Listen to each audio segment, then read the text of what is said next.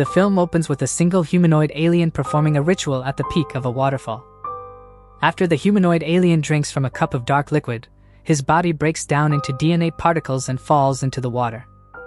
In 2089, tens of thousands of years later, Dr. Elizabeth Shaw and Dr. Charlie Holloway, both from Earth, enter a cave in Scotland.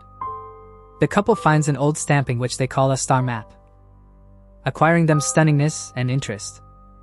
The two interpret this as an invitation and encouragement from the pioneers and creators of humanity, the engineers, to locate them.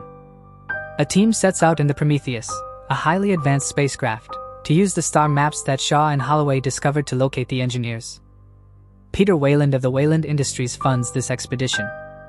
Meredith Vickers, his daughter, is in charge of their trip, and David, a trustworthy android, has been keeping an eye on the ship's crew as they travel to LV-223.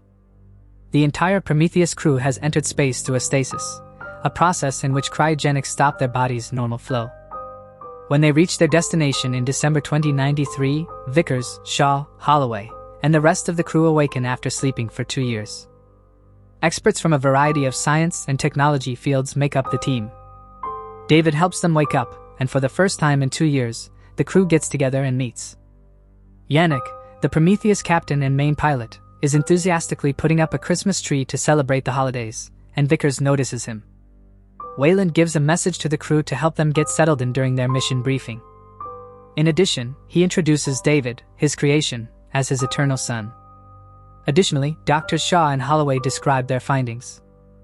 They show pictures of their archaeological digs from all over the world, where people worship giant beings in the sky by looking up at the sky. The couple describes their search for the engineer's home using the star maps they have accumulated. They are now looking into the LV-223 as a result of this study. Given the knowledge that has been accumulated throughout history regarding the beginning of humanity, some of their shipmates question their theory. Despite this, Shaw demonstrates her unwavering faith in their research. David summons Shaw and Holloway during the evening on Vickers' orders. They go to her office, where she tells them both about her doubts about the engineer's existence. Despite this, she makes it abundantly clear to them that they must obtain her permission before interacting with the engineers. Yannick, the Prometheus's captain, announces the ship's landing as fellow crew members brace themselves. Ford, the ship's medical professional, briefly investigates LV-223's composition. She realizes that without a suit, they will die in 2 minutes because the oxygen levels on that planet are insufficient. After that, they arrive at a mountainous, desolate region. In preparation for their exploration, the survey team puts on their uniforms. David responds that he is an android that cannot breathe, so Holloway asks him why he is wearing a suit. David casually explains that he wants to make people feel at ease around him and look more like a real person. The survey team enters the mountainous surface, where they discover structures with perfect shapes and straight lines. Later, Holloway discovers that the mountainous surface's air is breathable, while the air outside the LV-223 is toxic.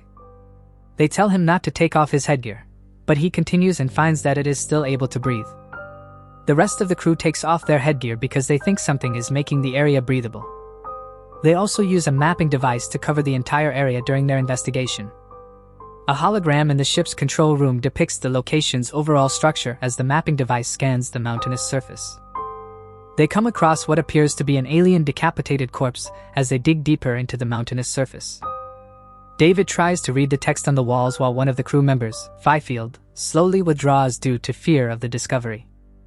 He leaves with Milburn, his shipmate, and they decide to return to Prometheus. Shaw, Holloway, Ford, and David enter a room where they are greeted by a massive humanoid head statue. Additionally, there are a few unidentified creatures' bodies and a few cylinder-shaped stones in the room. David is tempted to touch the dark liquid emerging from the stone when he notices it. Shaw then cautions everyone to avoid touching anything within the room. David touches the mysterious dark liquid that leaks from the cylinder-shaped stone in spite of this. Shaw gets a sudden sense of the room's air structure and the mountain ceiling murals changing slowly. As a result, she and Ford quickly gather the alien's skull and pack it in a bag to take with them. Yannick and his crew of pilots, on the other hand, spot a storm approaching and call on the survey team to return to the ship. Before departing with the crew, David stealthily locates and stores one of the cylinder-shaped stones in his bag. As they race against the storm that is behind them, the crew rushes to get back to Prometheus. Shaw tries to save the humanoid head that fell while trying to get out of the storm, but Holloway and David save her. Milburn and Fifield get lost in the mountainous surface on their way back to the ship, while the survey team returns successfully. Milburn and Fifield are informed when Yannick discovers a new life force within the mountainous surface. Using Yannick's instructions, the two search for the life force but find nothing. Yannick tells them to stay inside the mountainous surface while they wait for the storm to pass because they can't do anything right now. Shaw and Ford examine the alien head once more in Prometheus, and they discover that it is not a skull but rather a helmet. They lift the helmet up with David's assistance and discover a real head inside. When Shaw sees the head, he is thrilled because he thinks it belongs to an engineer. As the head slowly comes to life, Ford makes an incision to start its nervous system.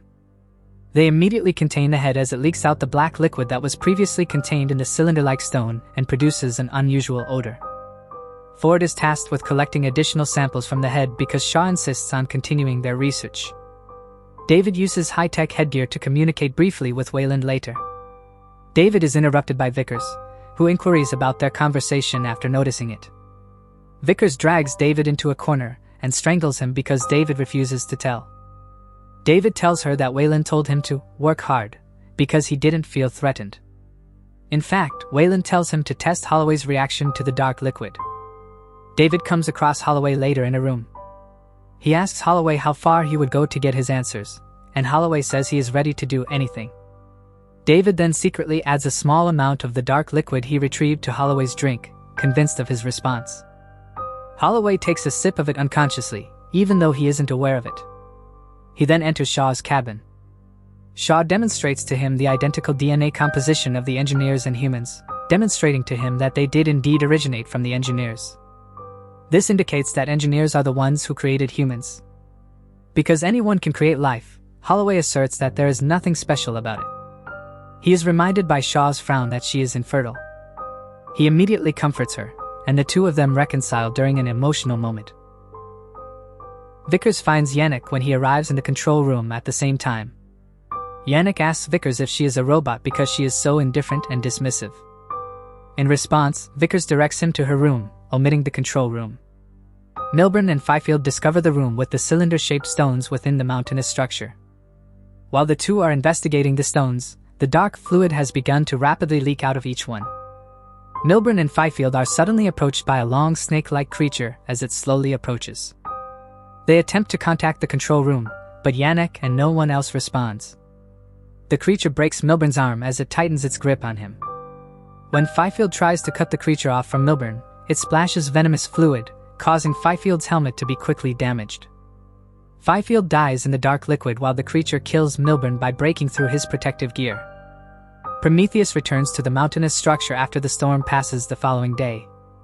Holloway experiences an odd sensation upon awakening and observes his eyes gradually turning red. Shaw receives a call from Yannick at the same time, informing him that he has lost track of Milburn and Fifield. Yannick drives the survey team back to the mountainous surface to retrieve them. David, on the other hand, is sent on a separate mission by Yannick to locate the life force that David had previously detected in the control room. Vickers orders David to uplink his feed to her room from the Prometheus, allowing Vickers to remotely inspect the space's interior. David discovers that the crew's mapping device is pinned to a door when he comes across it. He raises the door, allowing the mapping device to enter a room that is the mountainous surface's innermost center. David cuts off Vickers' remote access and disconnects his feed at this point, which enrages Vickers. David looks at the room with interest and can see the engineers in action through a hologram. Through the hologram, he discovers that the engineer's ship is actually on the mountainous surface. The hologram cuts out just as he discovers that the ship has chosen Earth as its destination. He turns his attention to a huge room that holds a living engineer in stasis. Yannick and the survey team, on the other hand, keep looking for their two shipmates. When they go back to the room with the cylinder stones, they see a lot of black liquid coming out of it. While Ford enters to examine Milburn's body, the crew is startled to see his body. Holloway falls suddenly at this moment. An infection is suspected because his eyes continue to deteriorate. Shaw gets Yannick's attention so that he can get treated. Just at that moment, Milburn's snake-like creature reappears, kills one crew member, and then flees. Shaw contacts Vickers to arrange for the arrival of a medical team to assist Fifield and Milburn after putting an end to their search. Holloway struggles to stay dressed as the black liquid slowly seeps into his body. Just outside the ship's back door, the survey team makes a short stop. Vickers refuses to follow Yannick when he tells the door to open. She, on the other hand, pulls out a flamethrower while donning her protective suit. She tells the survey team that Holloway can no longer board the Prometheus because of his dangerous condition. Yannick engages in argument with her by asserting that Holloway is an ill shipmate who requires immediate medical attention. Vickers, on the other hand, stands by her decision and directs the crew, with the exception of Holloway, to return to the ship. Shaw keeps trying unsuccessfully to persuade Vickers to reconsider. Holloway keeps his distance from the crew, which suggests that he approves of Vickers' decision. Before allowing Vickers to burn him to death, he comforts Shaw and says his goodbyes to her. Shaw breaks down in pain at the sight, faints, and then wakes up on a table where David gives her a fail-safe quarantine. David tells her that she is 3 months pregnant after a quick checkup. Dr. Shaw is startled upon learning the outcome. She informs David that she cannot conceive and that this is impossible. She begs him in panic when he tells her the fetus is of a different kind. Shaw insists on removing the creature immediately despite his offer to put her back into stasis until they return to Earth. She hears from David that no one on the ship is qualified to perform the surgery on her. Shaw yells at that very moment due to the stomach ache. David calms her and puts her back on the table as a result. After a while, Ford shows up to put her back into stasis. Shaw begins to resist as the tranquilizer wears off. She makes her way to the ship's medical pod and gets ready to have surgery on herself. As the animal begins to move inside her stomach, she quickly settles into the pod. The clinical unit continues with the mechanized medical procedure, starting sedatives. It cuts open her belly, revealing a lingering squid-like creature. The creature is successfully removed from her as the surgery continues, and then it stitches her abdomen shut. Shaw quickly leaves the room and locks the animal inside the medical pod. After finding Fifield's monitor outside the Prometheus, Yannick communicates with the other crew members. When they open the ship's back door, they discover a transformed Fifield who has been sucked into the dark liquid. On the back door, Fifield brutally kills the crew members and attacks them in a monstrous manner. While the other crew members crush him with a military vehicle, Yannick kills him with a flamethrower. Shaw stumbles upon an unidentified room during this time, where she encounters Wayland and his team. She finds out later that Wayland has entered stasis and has joined them on the Prometheus. She also learns about David's encounter with the last engineer still alive. Finally, Wayland admits that he has faith in her research and that's why he supported funding the entire expedition. He also believes that he can live forever with the assistance of engineers. Wayland's ultimate objective is to acquire eternal life. Shaw is dazed and perplexed as Wayland gets ready to meet with the engineer. Yannick comes to visit her, so she goes back to her cabin to calm down. Yannick asserts that their intended destination, the LV-223, was a military facility rather than the home of the engineers when he inquires about her plans. Despite the unanswered questions, he tries to convince her to return to Earth. She responds by announcing the discovery of a living engineer, indicating that they are close to receiving their answers. Later, Vickers finally has a conversation with her father, Wayland, who is still in his protective suit. He hears Vickers tell him how dangerous it is to go to the mountainous surface. Vickers tries to convince him that death is inevitable for everyone, including him, while Wayland fights with her. Despite his daughter's warning, Wayland decides to meet the engineer. Shaw, David, and Ford are also with him when they board the ship. They discover a significant number of the room's cylinder-shaped stones within the mountainous core. Yannick examines the mountainous surface's structure from the Prometheus and comes to the conclusion that it is, in fact, a massive ship. David leads them to their destination after being impressed by the ship's mechanics. David brings the last engineer alive out of stasis, and as he emerges from his chamber, they all stare at him. As they ask him questions, the crew explodes into a frenzy. David addresses Wayland's concerns by speaking in the engineer's language and asking the engineer if he knows of any way to live forever. However, all of a sudden, the engineer cuts off David's head and separates his body from his head. They rush to stop the engineer as they all watch in surprise. Ford is killed when the engineer grabs her and throws her away. He kills Wayland and the rest of the crew, with the exception of Dr. Shaw, who barely managed to escape. David says his goodbyes to Wayland, whom he considers his father and creator, as he lies lifeless next to the still-functioning David. Vickers ultimately decides to cancel the mission after watching everything from their ship. Prometheus is being prepared for its return to Earth when Yannick follows her. David's head, which is still functioning, watches as the engineer later revives the massive spacecraft and resumes the original mission of going to Earth. Shaw is thrown outside by the impact of the spacecraft's reactivation, and she runs toward the Prometheus. She informs the crew of the engineer's plans for releasing the hazardous dark liquid onto Earth. She believes that the engineers despise people after everything Shaw has gone through. Additionally, that they intended to use the dark liquid to kill all humans on Earth. Consequently, she begs Yannick to prevent the engineer from visiting their planet. When Vickers tells him to fire Shaw and leave the place right away, Yannick becomes confused. Yannick eventually makes the choice to listen to Shaw and is willing to give up his life for the Earth. He sets up the escape pod for her and the crew after the conversation with Vickers is over.